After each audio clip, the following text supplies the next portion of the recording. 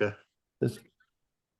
Okay. Thank you so much, dear devotees. Thank you so much for your wonderful association. We are really grateful to His Grace Anuttama Prabhu for sharing his valuable time and association with all of us. So today is June 16th, and today will be the 16th session. And the topic will be the advent of Lord Shri Krishna. So before I hand over to Prabhuji, I would like to give a quick introduction. I know Prabhuji doesn't need any introduction, but still. So Prabhuji is disciple of His Holiness Gopal Krishna Goswami Maharaj. And No, oh my God, you somebody. got the wrong intro. That's what even I'm thinking. You are Prabhupada disciple. I can give a brief introduction if you have the wrong one there. I don't know. Somebody has written and given me. And I'm honored to be considered a disciple of Gopal Krishna Maharaj. I wish I could discipline myself sorry, Prabhu. to the degree of devotion that he has. Yes, but this is the wrong introduction that is being given to me. But as I know, Prabhuji is disciple of His Divine Grace A.C. Bhaktivedanta Swami Srila Prabhupada. And I know that Prabhuji is also the zonal secretary or is a GBC, and he is undertaking so many temples. And that's what I know, Prabhuji, about you. Rest, if you would like to give your. I can just add, I'm the Minister of Communications for ISKCON globally. Mhm. Our main concern is to enhance the understanding and reputation of ISKCON both within the society and outside the society. Mhm. And I was initiated by Prabhupada in Vrindavan in 1976. Been a Jai. GBC member since, I think, 1999, something like that. Awesome. And mostly have areas in the Northeast US, and also assist in Mayapur, on the Mayapur Executive Board, and a bunch of other committees and things like that. Jai. Anyway, first and foremost, I'm a servant of the Vaishnavas, so it's an honor to be here. I understand we have a half an hour. I'll actually mention that I'm downstairs in the basement. Mhm. Actually, it's an old building in New York, and upstairs they're doing a special event for the Bhakti Center. There's a drama going on right now, and any minute the basement's going to be flooded with the actors when they finish their drama. So Right. therefore, I have earplugs in, so we'll see how Yeah. that works.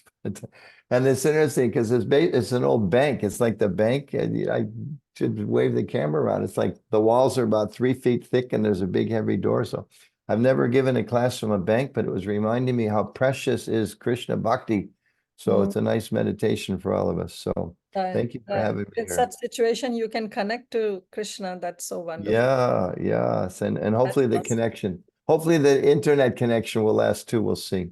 Hopefully. But let me begin by offering my Yes. respects. Hare Krishna. Nama Om Vishnu Paraya Krishna Prestai Bhutale Srimati Bhakti Vedanta Swaminita Namane Namaste Saraswati Deve Gauravani Pichanane Nirvasesha Shunyavadi Pashtatadi Zitarane Jai Shri Krishna Chaitanya Pramanityananda Shri Advaita Gadadhar Shivasadi Gaura Bhaktivinda Hare Krishna Krishna Krishna Hare Hare Hare Rama Ram Rama Hare Hare. I'll just begin maybe since many or most of you are disciples of His Holiness Bhakti Maharaj. At least this is being broadcast based from a community that Maharaj began some years ago. I'll just mention a little story briefly.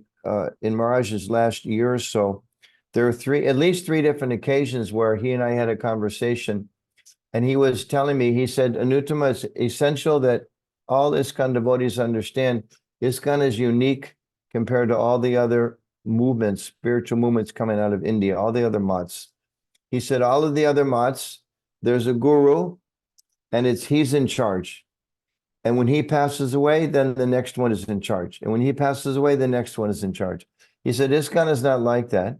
He said, ISKCON, Srila Prabhupada is the founder Acharya. He will always be the founder Acharya.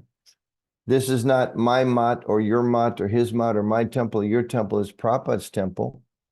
And Bhakti Maharaj would mention, he said, just like if tomorrow, if the GBC told me stop initiating, I would stop initiating because I'm a servant of Srila Prabhupada and the GBC and the whole ISKCON society. And I said, yes, Mars, this is beautiful. I appreciate this so much. It's important we all have this realization. Thank you for sharing it. And then I saw him about 2 weeks later. He gave the same talk to me, just the two of us. And I was thinking, Mirage, I already heard this. It's nice to hear about. And then it happened again about, I don't know, maybe just a few weeks before he passed away. And then afterwards, I was thinking it's really, he was just feeling this is such an important thing to understand.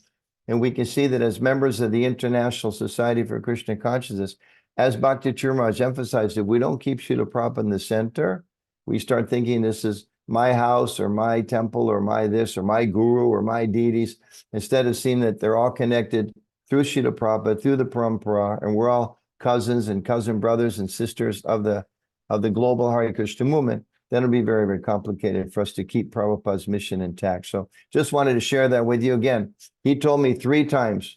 It was the exact same thing. It was like Anuttama. He more or less was saying, I know you're a little slow, so I'm going to tell you this 3 times to make sure it goes through your thick brain. Maybe that'll take root. So I feel like that somehow I hope it took root. And I have, in part, my responsibility to try to share that with other devotees. So thank you for allowing me to speak a little bit about the advent of Lord Krishna. I'll just touch on a few points that as I was reviewing this chapter that really kind of jumped out, and we'll just look at some of it. We can just zoom down to the translations, I think, for the sake of time. I'm not going to read the verses, but I'm just going to highlight some of the themes that are there. So in the very beginning, Parikshit Maharaj, he's speaking to Sukadeva Goswami. And he's explaining about how you've described the moon dynasty, the sun dynasty. Now, please tell me about the Lord. Please tell me about the super soul who has appeared. Tell me about his activities. Tell me about his character from the beginning to the end. He asks like that. You can just keep kind of scrolling down as we go through. Verse 4, he explains, this is actually the medicine for this age. It's the process for us to become free from birth and death, is this hearing of Lord Krishna. Oh, you don't have it set up to be able to scroll down verse after verse. Okay, we just do the best you can. Everybody can hear my explanation, but I'll mention some verses. There's one way you can get in there, Prabhu, where it just shows the verses, and it's like text 1, text 2, text 3, text 4. If you can do that, it's fine. Otherwise, don't worry. It's not a big problem. 7, it describes how Parikshit himself is describing how he has this connection to the Lord through his family, the glories of his grandfather Arjuna, his mother, how she was rescued from the weapon thrown by Ashvatam. In the text 8, he says, please, I want to know specific answers to these questions. How did the Lord come? Why did he kill so many demons? This is clearly against religious principles. He killed so many different demons. He killed his uncle. That's clearly against religious principles. How many wives did he have? Please tell me, tell me, tell me. He's asking like this. And then in verse 12, he says, I have full faith in the Lord, and I want to know more and more and more. And then in text 14, Sutta Goswami speaks, and he explains that Sukadeva Goswami actually thanked him. He said, thank you, Parikshit Maharaj, for these wonderful questions, because by answering these questions, by hearing about Krishna, this is the quote, this is the remedy for all suffering in the age of Kali. So this idea of us hearing about Krishna, hearing about Krishna's pastimes, Krishna's devotees, this is the remedy for all suffering in the age of Kali. And in text 16 or 15, Sukadeva Goswami then says, this is actually the only goal of life, to be connected with Krishna. So it's a very, very important chapter. In terms of the pastimes, it's going to explain, it begins to explain about the Lord. And in these introductory verses, it explain about the importance of hearing. And then text 17 begins with what we read on Janmashtami, often the Janmashtami day, how the world was overburdened by demoniac kings, and therefore the Lord came. Yeah, so you can just go to verse 17 at this point. I'm not going to read actually anymore, but it ends with that section before I'll just kind of give some explanation.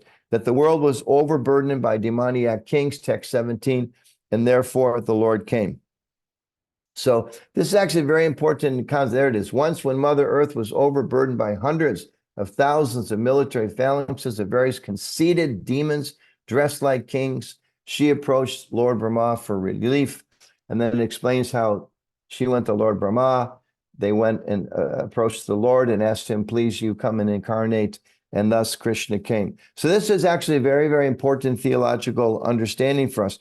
that the Lord was requested by the demigods to come, and he chose to do so. You at this point, you can take the verses down. We're not going to do any more verses. We can show everybody's faces here if you like. We can stop the screen sharing. So this point is explained that the Lord came, the demigods asked him, please get involved and please help us.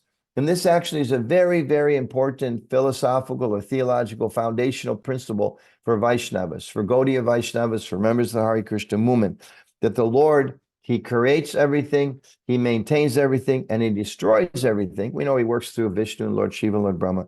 But behind all of that, Krishna is there. And he explains in the 5th chapter of the Bhagavad Gita that the purpose of everything in this world is to actually learn to satisfy him. He's the Lord of everything. He's the controller of everything. He's the controller of everything. And he's the best friend. So this critical philosophy here is being explained that Krishna plays a role in this world. He's active in the world. Many people don't have that understanding. We may think that so many people believe in God or don't believe in God. We not only believe in God, we believe that God is actively involved in the world and he's actively involved in our lives. So a lot of people say, well, you know, God is not real or he's not involved. But just a few thoughts about this. If we just study the complexity of the world, I was talking with a devotee today who was having some health problems, an older devotee. He was explaining he has some trouble with his jaw. And he described the problem to me. I didn't even know you could have a problem with that part of your jaw. But he's having a problem with that. Somebody else is having a problem with their elbow, somebody else their finger, somebody else their stomach, their mind, whatever. And we have to get so much help to try to keep the system running properly.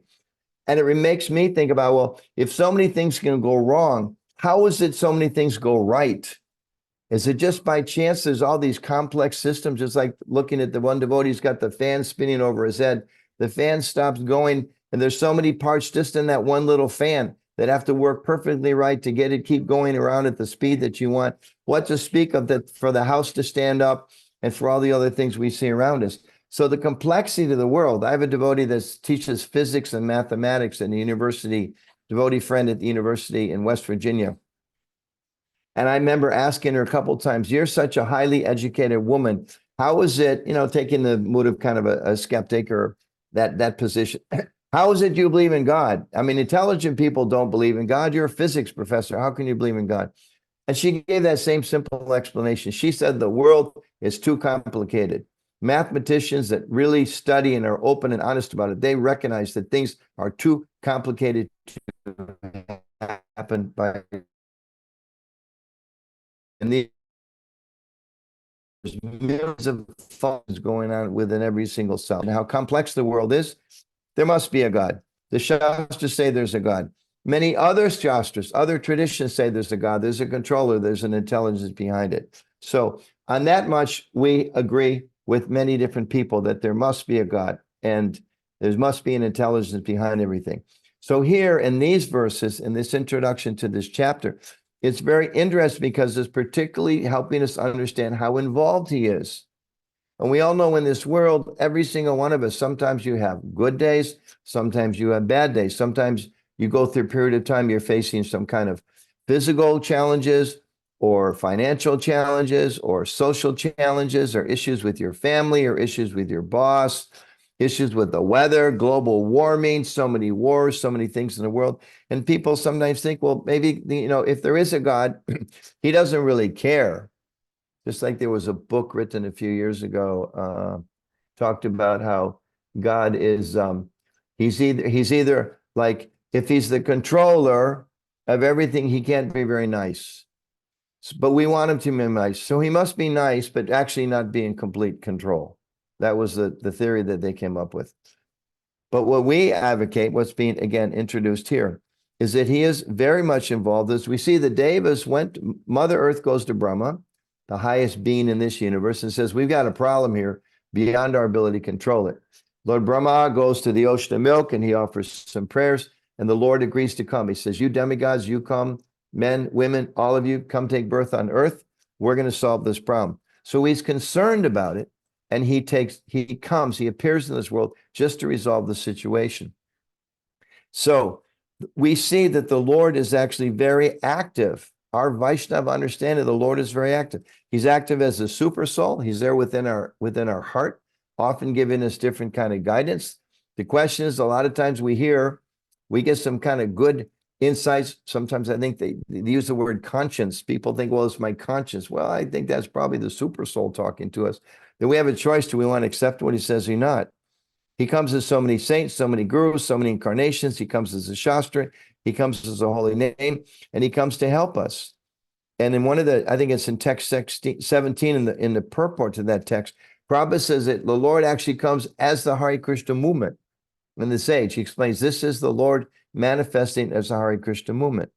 So as devotees of the Lord, we're trying to develop the faith and the vision to see how he is actually working in our lives, so that when we have difficulties, to try to be able to see, this is Krishna working in my life. This is an opportunity for me to grow. This is an opportunity for me to learn to become more tolerant, to become more respectful of others, to become less selfish, to actually learn how to care for the well-being of others, even when it's difficult. There's a wonderful story that I appreciate, just a little one. In the early days of the movement, I believe it was Gargamuni Prabhu in New York, approached Prabhupada because devotees were just beginning to offer obeisances.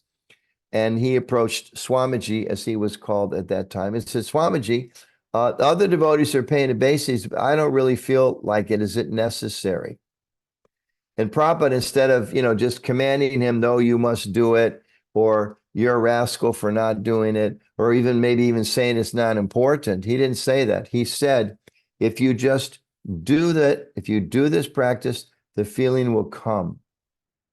And so much of our bhakti is like that. We know sometimes you don't feel like serving others, but if you serve others, the feeling comes. Sometimes we don't feel enthusiastic, but if we dance and we chant and we render some service enthusiastically, the enthusiasm comes. In the same way, sometimes we don't really feel a taste for chanting, but if we chant, the taste comes. This is why Prabhupada says it's a science. It's not a faith. It's not like I believe it. Maybe it's true, maybe it's not. The theory is presented to us. If you chant Hare Krishna, you become more peaceful, you become more self-controlled, you'll gradually realize God. So we chant and we practice bhakti. And over some time we see, wow, there's actually something that's happening here.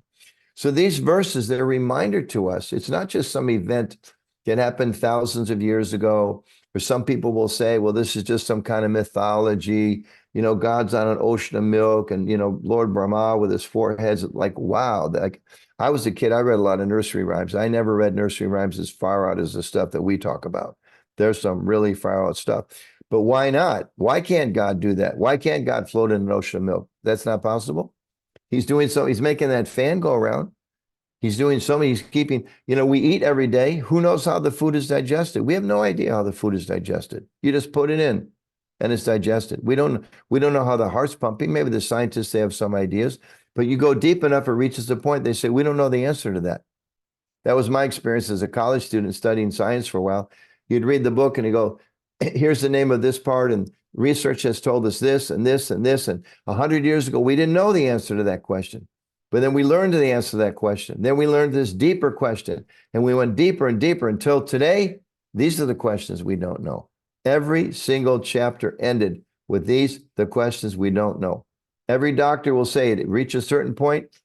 My sister passed away a few years ago, and I remember I was in the room. The surgeon came to her and said, I'm sorry, I've done everything I can. I don't know what else I can do. It's very possible in a few years they're going to come up with some new surgical procedure. Maybe could have helped her, but their knowledge is limited. So we're learning here as devotees that we can actually see Krishna through the Shastra. We can see Krishna in nature. We can see how, simple things. Krishna says in the Bhagavad Gita, I'm the light of the sun, I'm the taste of water. We taste water every day. This is the way we're meant to really experience Krishna. We see the sun coming up. So many people, they could care less about the sun comes up. It's another chance to make money. That's it. But as devotees, we see, wow, the sun's coming up. What kind of mystic power is it to get the sun come up? Of course, now people around the world are realizing, because we've done so much harm to Mother Nature. We've harmed the environment in so many ways. People are starting to wake up and realize there's reactions for what we're doing. Why there are reactions? Because it's so fine-tuned, so perfectly fine-tuned by a wonderfully unlimited intelligent supreme being, that if we mess up things, we're going to get reactions for that. So as devotees, we're seeing the Lord in nature. We're seeing him in our lives. We're seeing him through the Shastra, and we take guidance and we take reassurance in that. And that gives us the strength. So when we read these histories of Krishna, these pastimes of Krishna, it's one thing to directly understand the pastimes and understand the nature of the Lord, and that's beautiful. But also, as we see in these first verses, to learn to see what does it mean to be a Vaishnava, that we believe Krishna takes part in this world. We can approach him through prayer. We can approach him through chanting, and he wants to help us. He is the supreme Father, the supreme source of all living beings, and he wants to help us. He wants to get us out of this crazy predicament that we put ourselves in. It's not that he created the world and he doesn't care. It's not that there's no creator and it's every man and woman for themselves. I mean, these kinds of philosophies permeate the world, and it leads to horribly selfish and harmful behaviors. Because if there's no purpose behind it, if there's no person behind it, just like I was driving on the road today, I'm in New York. I was in Hartford, Connecticut, and went to the Rath Yatra yesterday. I don't like it the last couple of years. My sense is since COVID, people, at least in America, they drive so recklessly because they've been home for 2 years playing their little video games. And they think they're just driving a video game, but they're not. It's the game of life. And if they go too fast, they're finished. So I'm sensitive to how people drive out of control. Today, a car drove by me.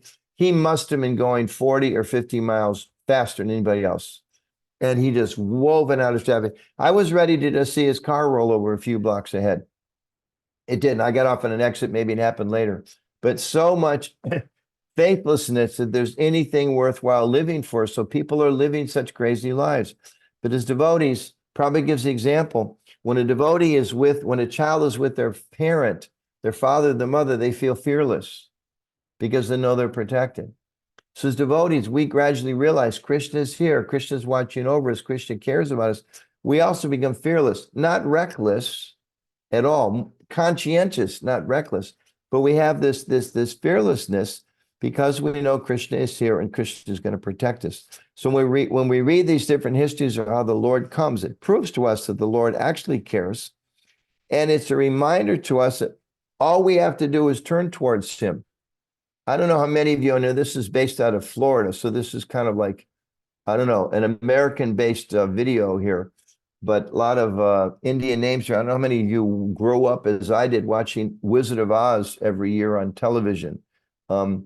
Maybe you can put your hands up if any of you know that. I was actually talking to a devotee early about it today. At least, okay, a couple hands are up. So the rest of you come back next lifetime, you can watch Wizard of Oz. If you have any kids, you can show them Wizard of Oz. But if you remember, I'll just say briefly, because not so many of you have seen it, the final scene, the whole experience of her being lost in Wizardland or wherever she was. At the end, she realized she had the power in those ruby red slippers all along. There's no place like home. There's no place like home. There's no place like home. And that's what got her home. We as individual spirit souls, we have the power within ourselves to choose Krishna, to choose God, to realize that materialistic gratification, it just doesn't satisfy us. It's almost like, gosh, we wish it did. We're so rebellious, but it doesn't. It doesn't work. We need Krishna. We need our relationship with Krishna. So if we turn towards him and we turn away from Maya, that's all we have to do. It's actually quite simple. We have to turn towards Krishna. He's all around us. He's in the sun. He's in the moon. He's in the taste of water. He's in the ability in man. And there's all those verses in the Gita that explain he's everywhere. Turn away from Maya and share it with others. Those are 3 things we have to do. Turn towards Krishna, turn away from Maya, and share it with others. It's quite a simple formula. So this chapter is reminding us of that, Krishna's presence, of how Krishna comes. He cares. He doesn't, as you know, they say, he doesn't let the world go to hell. He's very concerned about what's happening here, universally, globally, but also in our own lives. And when we turn towards him, when we call it to him, he hears it. As Prabhupada said, for every 1 step we take towards Krishna, he takes 10 steps towards us. Those are pretty good odds. You go to any casino, a lot of casinos in the United States these days, you get 97 out of 100 return. On this one, you get 10 times return. That's a pretty good return. We should take it up. So this chapter is interesting. It actually ends in kind of a scary way.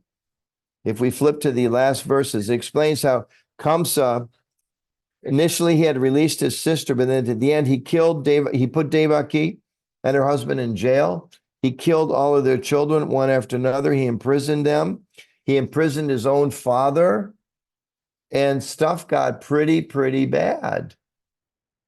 It got pretty bad. Many of us, we have some challenges in our life, but not what Devaki was going through, not what Vasudeva was going through, not what all the citizens are going through, not what Ugrasena was going through, and Kamsa threw him in jail.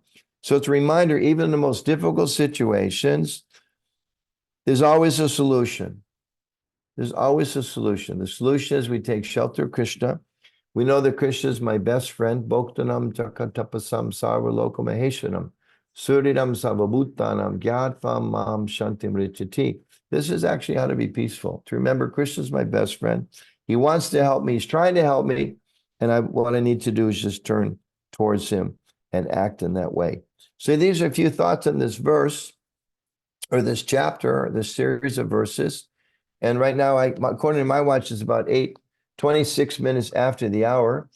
I'm not sure if sometimes you take questions or what your particular format is, but if anyone has any questions, I can try to answer those as best I can. And thank you for Yes, the Prabhuji. opportunity to be here. Thank you. Thank you so much, Prabhuji. Thank you I hope was the sound okay? Because I'm Yes, hearing perfectly. all the Perfect. actors are in the background and I'm trying to like focus on the screen. Sound was perfect, Prabhu. Okay, very good. Krishna's mercy. Yeah. Thank you so much, Prabhuji. So, dear devotees, we'll open up for the question and answer session. If you have any realization, anything to share, or any question to ask, please go ahead. Okay, one question from Rachna Mataji. She posted, why are you reading? What are you reading these days, Prabhuji? What is your Swadhyaya? My favorite book of all time to read is the Srila Prabhupada Lilamrita. Right. And I quit counting. Maybe I've read it 8 times, maybe 10 times, at least the first volume, and probably the other ones at least 5 or 6 times. The last time I read it, I read one book and then I finished and I reread the exact same volume. And then I went to the second volume and I reread the second volume. And every time I do, there's so much little nectar there. I mean, every page are things that I don't necessarily remember. There's a little snippets of, and I think it's important because even there's some discussion in our movement these days. There are, I feel inappropriately, people who talk about we have to study the scripture, study the scripture, study the scripture, but the scripture, without knowing how the pure devotee applies the scripture, we can't understand the scripture. Wow. So we should study the scripture, but we should see how Prabhupada applied it. We read about the book Bhagavat, but we also read about the person Bhagavat. So by studying Prabhupada's life, and we see how, I mean, just some phenomenal things. Just a simple story was reminded of yesterday, one of my favorite ones, a little story among thousands of them. Prabhupada was in 26 Second Avenue. The manager of the house, the owner of the property was Mr. Chuti. Prabhupada would sometimes help Mr. Chuti take out the trash. Now, in those days, those of us that are old enough know they didn't always have plastic trash bags in those metal trash cans that they used to use. Prabhupada just came from Vrindavan. I mean, if we had just come from Vrindavan, if that was our situation, we wouldn't even want to practically talk to those people, what to speak of touch most people, what to speak of take out the trash to those people.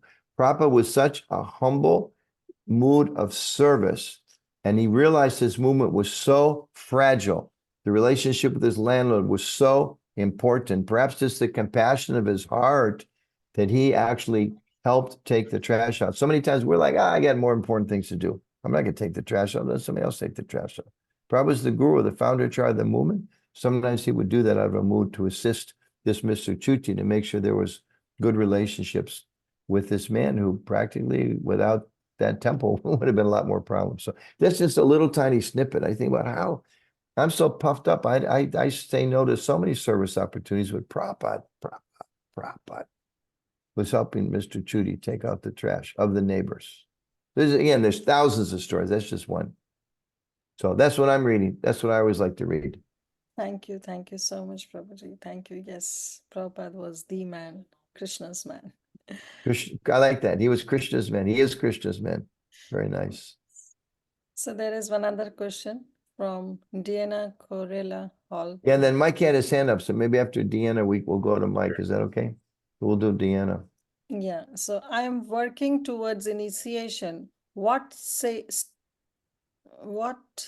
advice can you give me as I work towards initiation? Deanna, have you taken the official disciple course yet? Mataji, you have taken the official IDC course, ISKCON Disciple course? Maybe you can unmute yourself so we can have a Mute conversation. myself. I have started working on it. I am about halfway through. I am reading and studying what Mahatma Das has kind of laid out towards, being an initiate, what you need to do before you Okay. Well, let me get to that interrupt you point. there, if I may. Let Yes. me interrupt you. Yes. According to our ISKCON policy, which I don't agree with every ISKCON policy, but I follow them all as best I can. You should take that course first. Before you're thinking, I want to be initiated by Mahatma Prabhu or by Sheshika Prabhu or this Swami or that Swami, you should take that course first, because then that's going to help you think through, what does it really mean to be a disciple? What does it mean to be a guru in Prabhupada's movement? Because there's a lot of ideas on what it means to be a guru. What does it mean to take vows? For instance, and Mahatma's a very good friend of mine, so I'm not talking anything about him personally, just as a whole community. Sometimes devotees are like subject to a little pressure, My guru is the best guru, you better take initiation here. My guru sings more nicely. My guru is this, my guru's, and like that may be kind of natural enthusiasm of not very mature devotees, but we need the disciple course, because Prabhupada would give an example, like if you're going to go to the store and buy a diamond, you have to know what a diamond is first. You can't go to the store and start shopping. First, you got to find out what a diamond is. So I would suggest that wherever you are, you really, really, really, really, really, really, really focus on that course, and you finish that course, and then you can read so many things, Mahatma Prabhu's guidance, Vaisheshika Prabhu, what does he, recommend, and, Kalakanta Prabhu, I'm thinking, Ridana Maharaj, Bir Krishna Maharaj, Bhadirayana Maharaj, there's so many people accepting disciples, but do that course first. You ask my advice, that's my advice. Thank you kindly. You're welcome. Thank you so much, Prabhuji. So, Mike Prabhu, you want to go? We have another question from chat box. Yes, thank you. Yeah. Maharaj, thank you for tonight. Although there's like 38 devotees on this talk with us, only some are from Florida. I'm one of those. Okay. But they're from all over North America. And the idea of creating an iteration of the school that's kind of North American based was exactly what you did tonight. You used examples from North America, history and culture, because there is a school in India that specifically uses examples that people in Indian culture would understand more readily than we would here in North America. So factually, your presentation was perfect without you meaning it to be. Well, next time I can talk more about Abraham Lincoln. I know a little bit about him too. You can talk about that tonight, Maharaj. We have no hard stop for you. Factually, the half hour is just a guideline. We've had Prabhu speak for over an hour in the series so far. So if you're inspired to go on, I would like to hear about maybe a personal experience that brought you to ISKCON. I can talk till somebody remembers I'm downstairs locked away in this old vault and brings me some prasadam. At that point, probably my willpower will decrease. But I can speak. I can speak for a while more. So it's particularly something that attracted me to Krishna consciousness like that, and then we'll go to some more of the questions in the chat. Is that what you're saying, Mike Prabhu? Yes, please. One last question from chat. Sometimes there are situations. Oh, wait. I didn't get to answer Mike's question yet. Okay. After that. Yeah. Normally, I don't like to talk so much about personal experiences, but since he directly asked, I have to think about something. I was investigating a lot of different spiritual paths. I went to some like Zen Buddhist retreats. I was going to Christian churches. I was hanging around with what they called in the 70s Jesus freaks. If you remember those folks, Mike, and reading a book called Be Here Now and reading the Bhagavad Gita and hanging out with the Hare Krishnas and so many people. And I remember my father one time asked me, I've heard you become a vegetarian. How come? I couldn't tell him the truth. The truth was because the Hare Krishnas were vegetarian. And I just had a feeling that made more sense. And then eventually I kind of reached the point that I had one friend who was kind of like a guru among our friends. He was like a spiritual oriented person. And he was at one university. I changed universities. I was for a variety of reasons. And I remember I came back and saw this friend. His name was Joe. I said, hey, Joe, what do you think about the Hare Krishnas? We're talking about spiritual things and this and that. He said, whoa, those people are serious. It was like, you can be spiritual, but whoa, that's like really serious. So then I kind of knew, okay, I guess I have to go deeper with the Hare Krishnas, because even Joe's thinking they're too much. You know, like if you're really serious. So I think just in general, that's when I moved in the temple in those days, you know, at least a lot of us just kind of moved in the temple. And I made myself a promise, and I pray to Krishna still, I can keep it, that I'm never going to leave the Krishna conscious movement unless I find something better. I'm not going to go back to what I gave up 20 years ago, 40, 50 years ago now. I'm not going to go pursue something I know didn't make me happy then. It's not going to make me happy now. Only if I reach the end, if I find the bottom, which I did, other spiritual practice, I kind of felt I ran into like a dead end. You know, they took me so far and then my questions were not answered. I've never found that in the Krishna conscious movement. It doesn't mean I haven't had a lot of heartbreaks. You know, we are a community of people aspiring for a very, very, the most, our Shastra says, the highest ideal, love of God, purity, freedom from all material desires, no lust, no greed, no envy, right? That's like pretty high. So we're gonna stumble on the path quite often. And definitely, I mean, we see that we've had in our society, those who become devotees and members of ISKCON these days, we shouldn't be ignorant. We should be aware of many of the crises that our organization, our communities faced in the past. It's not that everything's been wonderful, because of human frailties. And understanding those human frailties, we have to be all the more careful, careful ourselves, careful in our communities, careful to protect each other, careful to point out our shortcomings in a respectful and loving way, you know, careful to try to help each other, careful to not judge each other, but at the same time, careful to, you know, in a loving way, hold each other up. Ravinda Sarupa wrote a whole series, and it was a series of lectures, actually, I believe, something like Cure for the Souls. And he was writing about this one man who was one of the fathers of modern pastoral counseling. His name was Anton Boysen.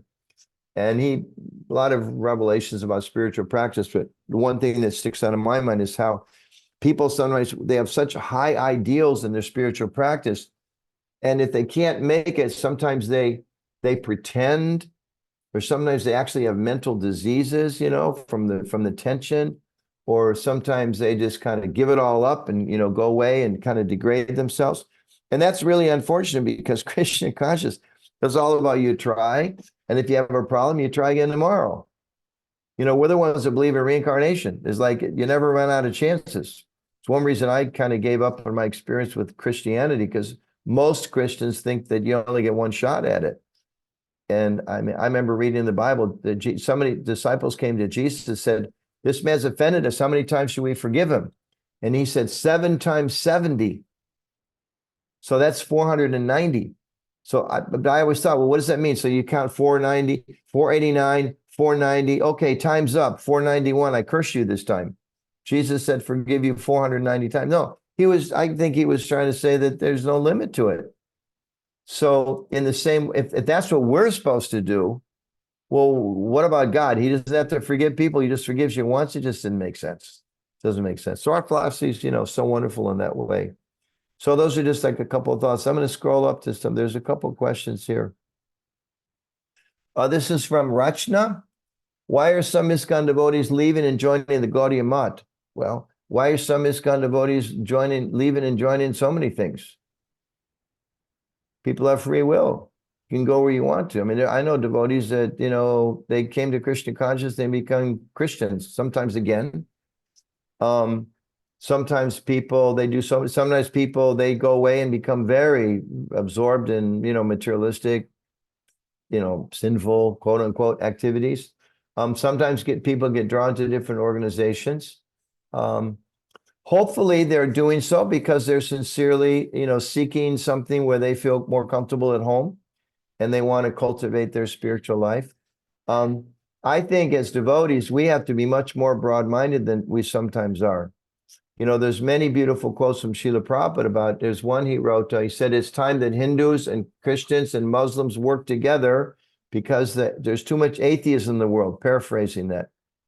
So, and there's so many expenses like that. If you look up the ISKCON statement on interfaith, you can go to ISKCON communications.org, look up our interfaith statement. It talks about, we don't have a monopoly on truth. We never say that. We say Krishna is God. The devotion is the most important thing. Hopefully you can still hear me. I just got a little note saying the connection is unstable. But the challenge is we have to try to present Krishna and ourselves, go deeper in our Krishna consciousness as best we can. And I think it's discussed actually a little bit in the disciple course, definitely some of the other leadership courses. Well, why should we be loyal to ISKCON? You don't have to be loyal to ISKCON. Do any darn thing you want to. I'm in New York City. I'm 50 feet from every sinful activity there a man has ever conceived of. Just walk out, even on Sunday night, I'm sure 50 feet out the door, I can find whatever I want. But I'm praying to Krishna. I don't want it anymore because it won't satisfy me. It certainly won't satisfy my friends who I love throughout my life that I've tried to commit myself to. It's not going to satisfy Prabhupada. I know it's not going to satisfy God. So I don't want to do those things. So if some people find that they find, more shelter in another spiritual organization, okay, they can do that. Yet we want ISKCON to become such a loving and supporting environment that people feel that this is their home. And sometimes we disappoint people. Sometimes maybe someone had a bad experience with a temple authority, or they had a bad marriage. Maybe their spouse was an ISKCON member and they're tired of the whole package. Who can explain? But for ourselves, we should go deeper and deeper in our Krishna consciousness. We should try to make sure our movement is so wonderful that nobody wants to go anywhere else. And if people do, we respect that. At the same time, we have our boundaries. Sometimes people say, well, why can't someone from this tradition or that tradition give the Sunday feast lecture? Well, I have a lot of Christian friends, Catholic priests. I've been doing Vaishnava Christian dialogue for 27 years. We're friends. I respect what they have to say. I don't walk into their church and say, hey, Father, I want to give the lecture Sunday. He's like, whoa, Anuttama, we're friends, but that's a little too much.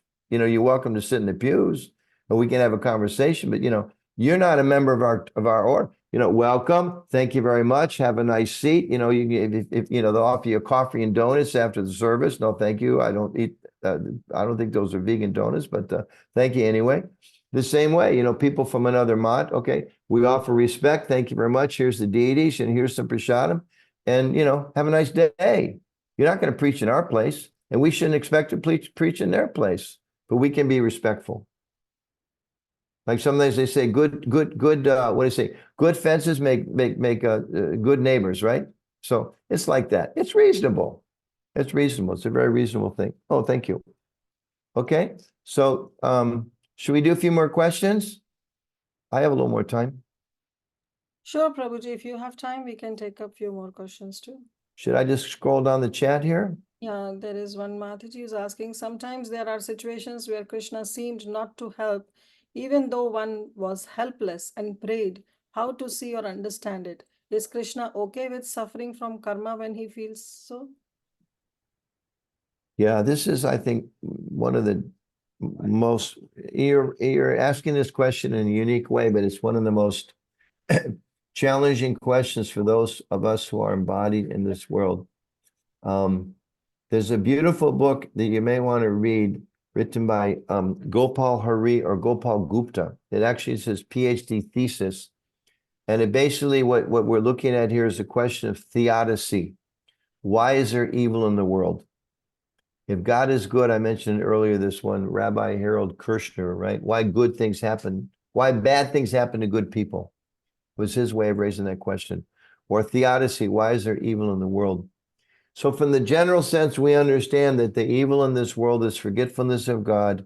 We're in this place to realize that it's not our home. It's all temporary, etc. The threefold miseries are there. That's the big question. But when you get down to the daily things, sometimes it's actually very, very difficult to understand why so much suffering in the world. Now, I personally experienced on a not very important level, but just to give an example, sometimes I will have some experience of suffering. My car broke down 2 days before I was supposed to go to India, and I had to get it towed, not once, but twice.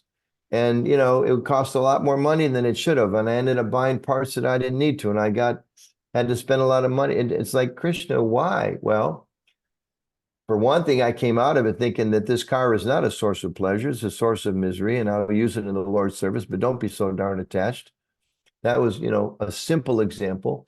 But sometimes we face very, very, very difficult situations. I remember attending a seminar by Archana Siddhi Dasi at the ISKCON Festival of Inspiration, which was an annual festival we held for about 15 years in New Vrindavan. She did a seminar, used the same name, I believe, Why Bad Things Happen to Good People. She started out by going around the room of devotees and asking them a situation they found particularly difficult, where they had to go through some turmoil, or they knew someone that had gone through some real painful situation. And I remember there was one lady there, American lady, who explained how her son, young son, I think in his teens or early 20s, died in some terrible accident, unexpected accident, very sad circumstances.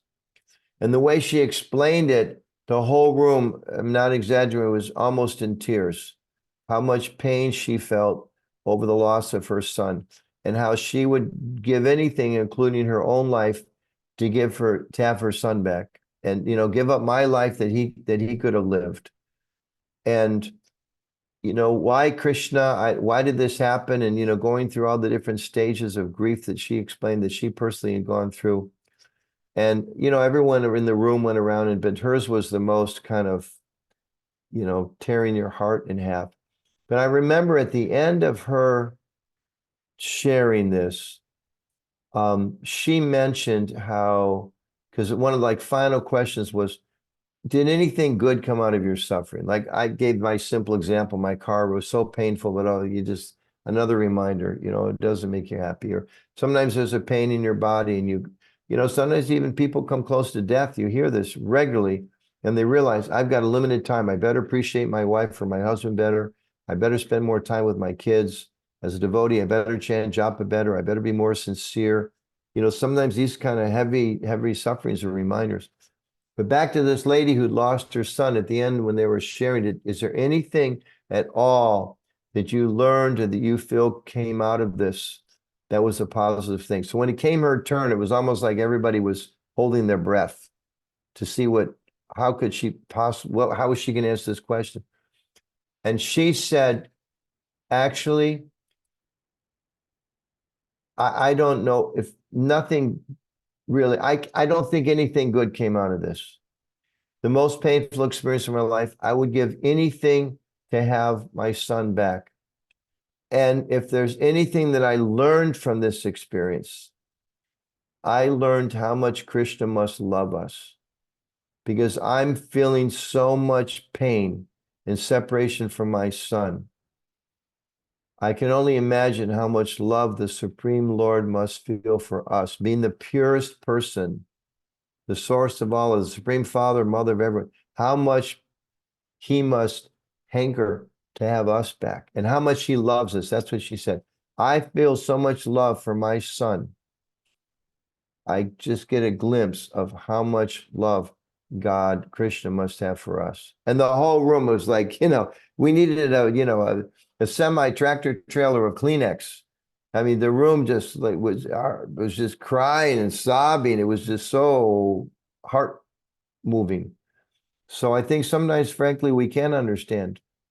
Sometimes we face sufferings in this world. Many times we understand, okay, it's Krishna's behind it. We accept it intellectually. Sometimes we directly see, you know, we stub our toe running up and down the stairs, and you realize, okay, I got it. I shouldn't run up and down the stairs. This is too dangerous. Or you don't pay a traffic ticket, and, you know, comes back and it's tripled, and you realize, okay, I got it. I should be more conscientious citizen.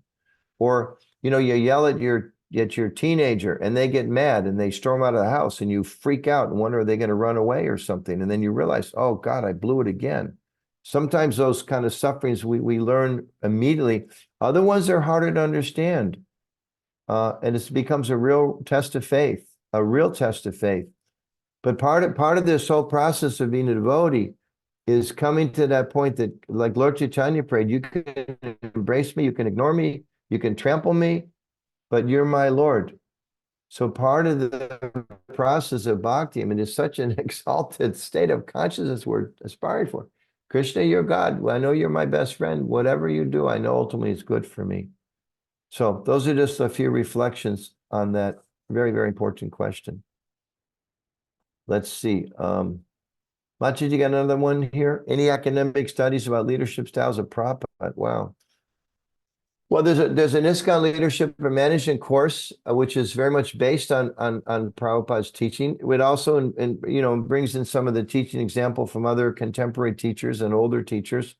But because the idea is it's principle-based leadership. So we use a lot of leadership tips from Prabhupada and also examples from Prabhupada. It's not exclusively Srila Prabhupada, but very much aligned with Srila Prabhupada.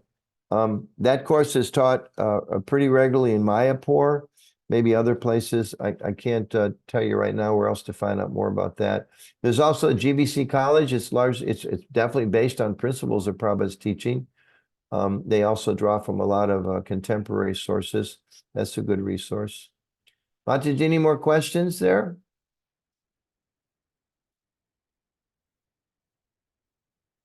Yes, probably one of the devotees is asking how to Okay. reach Western Krishna conscious, how to reach Western audiences with Krishna consciousness. They don't seem terribly interested or spiritually inclined. And I've experienced too, it's hard to even make eye contact when you're doing book distribution. So how has anything changed? Or is the world that we're preaching to changed? Or do we need to adapt to it? What do you see? I think for one thing, we don't really desire it enough yet. Because Krishna's he's not showing. This is a challenge in so many places. And I think it's because his thought just came into my mind just hearing the question now. If we really, really, really desired it, Krishna would show us a formula. And oftentimes we kind of lack that formula. At the same time, there's definitely things that we can do. I mean, some of the no's are, when you walk in the temple, do you see anybody like yourself? If you walk in the temple, it's full of brown people and you're white, you're going to feel like maybe I don't belong here. If it's full of brown people and you're black, maybe you're going to feel I don't belong here. If it's full of white people and you're brown, you're maybe going to feel I don't belong here. If it's full of men and and you're a woman, you maybe going to feel I don't belong here. If it's full of a bunch of people wearing funny Indian dress and you're wearing blue jeans, you may. So we have to understand, just like, simple communications tools. You see the brochure put out by the Baptist church, they got like one whatever, one black or one brown, one purple, one green, whatever. That person's in the front. You may think, well, that's just cheap marketing. No, they're trying to send a message. Everybody's welcome here. Or who gives the announcement at the temples? Is somebody, maybe they got a nice smile, but their accent, whatever it is so thick. If you're in California, you got somebody giving the announcements from New York. I don't know what to say, but I'm from Brooklyn, so thank you for coming. After this, we're gonna have prasad. People from LA are like, what? Where's that person from? So similarly, who's giving the announcements? Are our signs in English? Or they're all in Sanskrit or Bengali? I've been a couple temples lately. It's a sign like an old, piece of 8.5 by 11-inch paper with pen and ink. It says restrooms with the arrow that way. Or is it a professional looking sign that says these people are happy you're here and they're trying to make things convenient for you? When they give an announcement, they say, okay, now I was talking with a devotee the other day, was saying when he first came to the temple, after I guess the lecture or something, they all stood up and said, okay, now it's time for prasad. And they all went down, they all left. And he was in the temple wondering what happened? What are they? He didn't know what prasad was. So how can a speaker not? You may think, well, everybody in the temple knows. Well, maybe there's one person there doesn't know what prasad means. So are we thinking about the audience? Communications, it's all about who's the audience. It's not about what I say. It's who's listening. We use this little mantra. What are their needs, interests, and concerns? So we making sure that the Western audiences are interested. If they walk in the temple and the only person they see is me, it's like, whoa, this is an old folks' home. I didn't realize that the Hare Krishna temple is an old folks' home. I thought it was something else, right? Or again, if they only see men, they're going to think women. If men give all the talks, they're going to think, well, women are welcome here. Or conversely, we have to think about what's the message we're going to spread. and make sure people feel really comfortable, and ask ourselves, what are people interested in? I know a lot of communities having a lot of success. I was just Yadanath Prabhu. Some of you may know Yadanath. He opened up this event tonight here in the Bhakti Center with a little comedy skit. And at one point he mentioned, he said, so when did it happen that only yogis are interested in Krishna consciousness? And then he said, that one's for you, Bhakti Center. He was kind of making a joke about, the Bhakti Center is very focused on yoga and yoga people, but he was, making fun of them. Good comedians know how to make fun of you, saying maybe we've gone too far. We only worry about the yogis. Other temples, they don't even think about, the yoga community is like ripe for Krishna consciousness.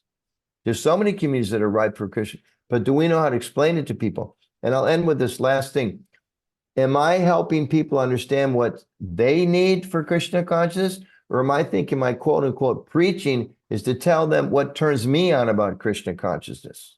Am I just rattling on about, blah, blah, blah, because I like to hear, here's my favorite verse. It may have nothing to do with your life, but it's a verse that I like to tell people over and over again because it makes sense to me. Well, that's not, preaching, or that's not actually outreach. That's not inviting people to the temple or making them feel comfortable, is making them feel comfortable where they're at. So we know whether they're Western or Eastern or Hindu or atheist, everybody's looking for Krishna. So it's our job to make it comfortable for people. So, we should, Sunday or Saturday or Friday night, we should look around the room and see who is here that I can try to make comfortable. And, like if I see some 20-year-olds come for the first time, I can go talk to them. That's nice. But better I find a 20-year-old who's a little proficient in Krishna consciousness, let them talk to them. They don't need to talk to their grandfather. Their grandfather talks to them all day long. They don't need to talk to me. If I'm the only one there, okay, obviously I have to talk to them. But better we help arrange somebody that, that they can connect with. And like dinner, okay, like a lot of Hare Krishna temples, like, I love Indian food. I've been eating Indian food as the main thing for the last 50 years of my life. Whew, I don't like chilies, not like that hot. People walk in. The prasadam is supposed to make you want to come back, not look for like the yogurt stand to put out the fire.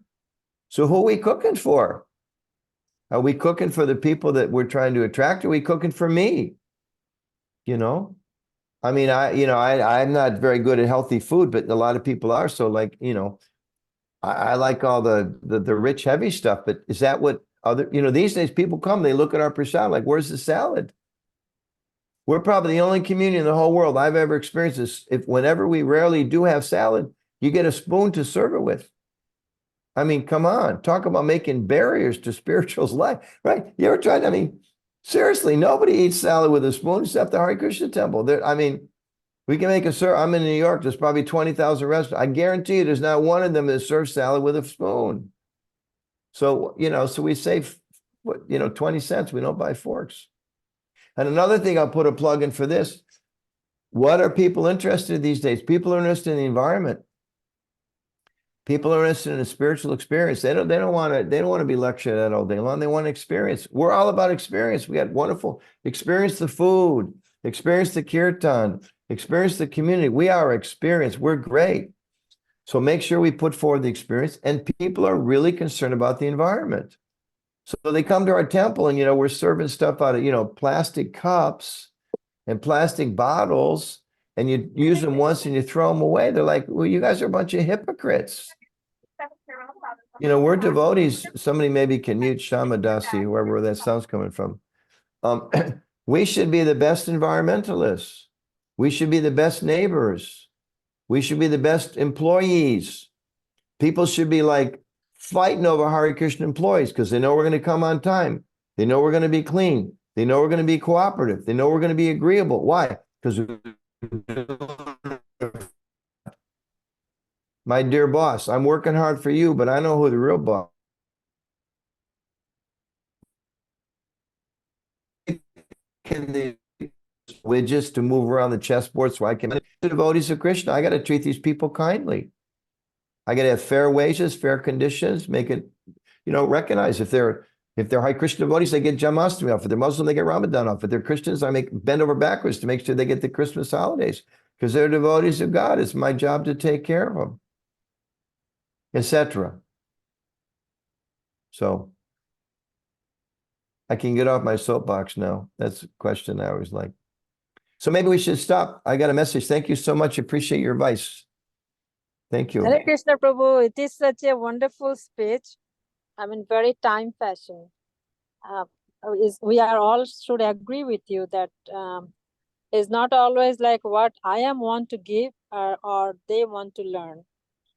Thank you so much, Prabhuji, for your wonderful class. You all have a very, very, very, very, very important mission. Krishna conscious is not about becoming Krishna conscious. That's a side. I mean, I don't overstress. It is becoming Krishna conscious, but it's about welcoming others to Krishna consciousness. You know, Krishna consciousness is realizing that Krishna loves us. He's the supreme person. He wants us to get out of this temporary world.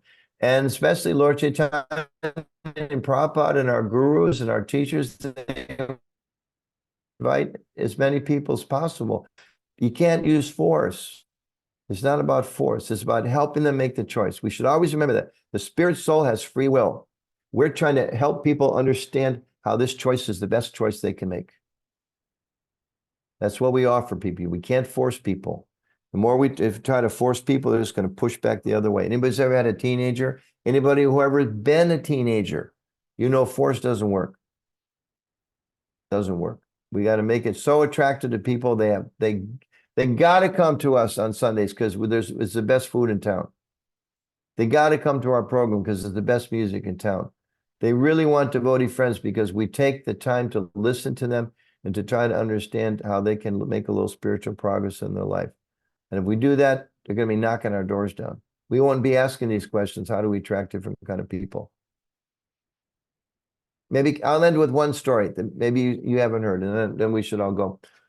Prabhupada went to Africa, and he had sent Brahmananda there ahead of time with one or two other devotees. They were getting support of a lot of the members of the Indian community who were there. You know, they come from India, probably during the time of the British Raj. And so they were, you know, getting support of the Indian members, but they had very little success with the African-American community. So Prabhupada came to visit, and he saw that they were preaching the Indians. And he said, I didn't send you here to preach to the Indians. I sent you to preach to the Africans. You're in Africa. Why aren't you preaching the Africans? They said, Prabhupada, it's really difficult. It's hard to get people interested. Prabhupada said, you rent a hall in the black part of town, which they did, and we'll have a program. So Prabhupada went, and they started the program, and there was only a handful of people. I think it was like a hall or something like that. There was only a few people there. And devotees were kind of thinking maybe, you know, geez, Prabhupada, we said, you know, it doesn't really work here. Prabhupada said, open the doors and start a kirtan. So they threw open the doors and started a big rip-roaring kirtan. Within minutes, the hall was full of people dancing and chanting Hare Krishna. Black people, African people. Because Prabhupada came there to try to share the message with people from Africa. Same way he came to the West. Prabhupada didn't expect America was going to get a bunch of young hippies. But, you know, he went to the mantra rock dance. Would Prabhupada go to the mantra rock dance in Delhi? I don't think so. He went to the mantra rock dance in San Francisco because that's where people were at, physically, psychologically.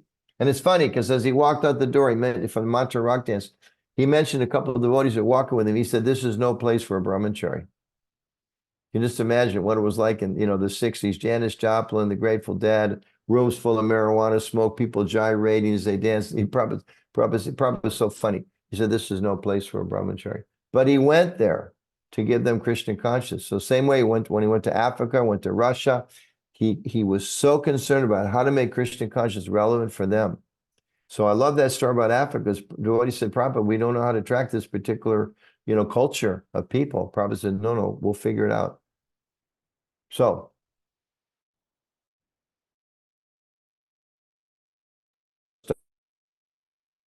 devotee Krishna, we don't discriminate. Lord Chaitanya came, even the storehouse of love of God, and he didn't discriminate who was a fit, who was an unfit candidate. That's what our gurus taught. That's what our acharyas taught. That's what our line says. No discrimination between who's fit and who's unfit. It's a wonderful mission we have. It's wonderful, completely wonderful. So maybe with that memory of Srila Prabhupada, we can stop. And thank you all for the opportunity to be here. Thank you, Prabhuji. Thank you so much for your association. Thank you, dear devotees, for your wonderful participation by asking so many beautiful questions. And thank you, That- Prabhuji, for answering. Community better. Yeah. So One we- question. I know sometimes I was watching a little bit. Was I speaking way too fast? Because whatever, I can blame it on the outside distractions, but I wanted to share a lot of things. So I hope I wasn't speaking too fast to make it hard to follow. No, You were Prabhuji, it was perfect, perfect. Prabhu. It It was You were okay? perfect. Yes, Yeah, you were perfect. perfect, Prabhu. It Okay, was very good. And perfect, thank you Prabhuji. so much. Thank you Okay, so much, thank you. Prabhu. I Thank you. wanted to ask the same question about how to get devotees. I'm actually from Texas, San Antonio. I've been living here for the last 4 to 5 years. To Mhm. reach out to people is a challenge. Forget the Indians, anybody, right? It is a difficult task, and you very beautifully said. And I always think about Srila Prabhupada, how he actually ventured to the unknown and he was able to conquer so many hearts, right? And it always touches my heart when I feel difficult reaching out to people.